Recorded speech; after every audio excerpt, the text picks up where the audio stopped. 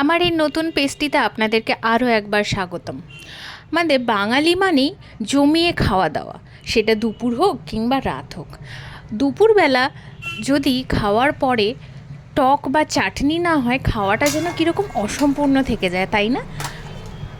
এরকম অনেকেই আছেন যারা টক বা চাটনি ছাড়া খেতে পারেন না, তাদের সেটা লাগবেই। তাই জন্য আজকে একটা টক বলুন বা চাটনিই বলুন, একটা রেসিপি নিয়ে হাজির হয়ে গেছি। আমরা তো নর্মালি তেঁতুলের চাটনি, আমের চাটনি, প্লাস্টিক চাটনি, অনেক ধরনের চাটনিই খাই, কিন্তু সেটাকে যদি একটু অন্যরকমভাবে বানানো যায় কেমন হয়? তাই জন্য আজকে আমার কাঁচকলা দিয়ে তেঁতুলের টক বানিয়েছি। তার জন্য প্রথমে আগে কাঁচকলাগুলোকে খোসা সমেত পিস করে কেটে নিই, তারপর সেটাকে নুন দিয়ে ভাপিয়ে নেওয়া হয়েছে। তারপর কাঁচকলাগুলোর খোসা ছাড়িয়ে তার মধ্যে স্বাদ মতো লবণ, চিনি আর অল্প একটু বেসন, সেটা আপনারা বুঝে আন্দাজ অনুযায়ী দেবেন।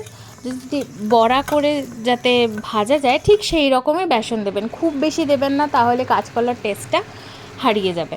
তো এরকম বিভিন্ন শেপের আমি বানিয়ে নিয়েছি। এবার এগুলোকে ভেজে নেওয়ার পালা।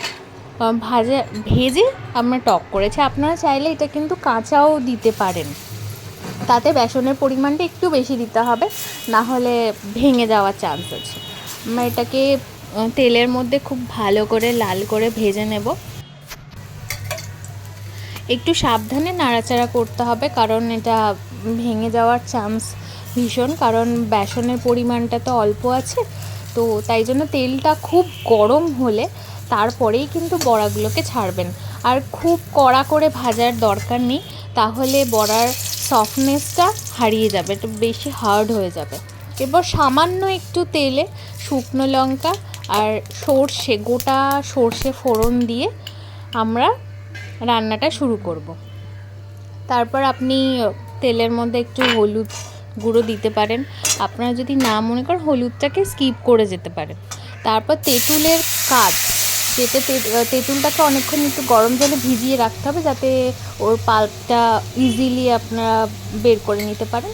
তারপর সেটা জলটা আপনাকে ঢেলে দিতে হবে। সেটা ভালো করে ফুটে গেলে আপনি চিনি, নুন স্বাদ মতো, আপনি যদি মিষ্টি খেতে চান একটু বেশি চিনি দেবেন, আর টক খেতে চাইলে একটু কম চিনি দিলেই হবে।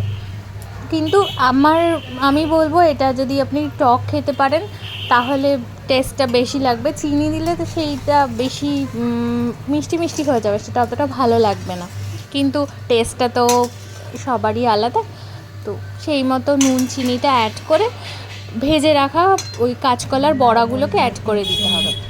ফুটে গেলেই নামিয়ে নেবেন। ব্যাস, আমাদের কাঁচকলার টক একেবারেই রেডি। আপনারা কিন্তু অবশ্যই ট্রাই করবেন। এটা কিন্তু শেষ পাতে খাওয়াটাকে আরও বেশি জমে দেবে। ভালো লাগলে অবশ্যই লাইক এবং ফলো করবেন। Thank you.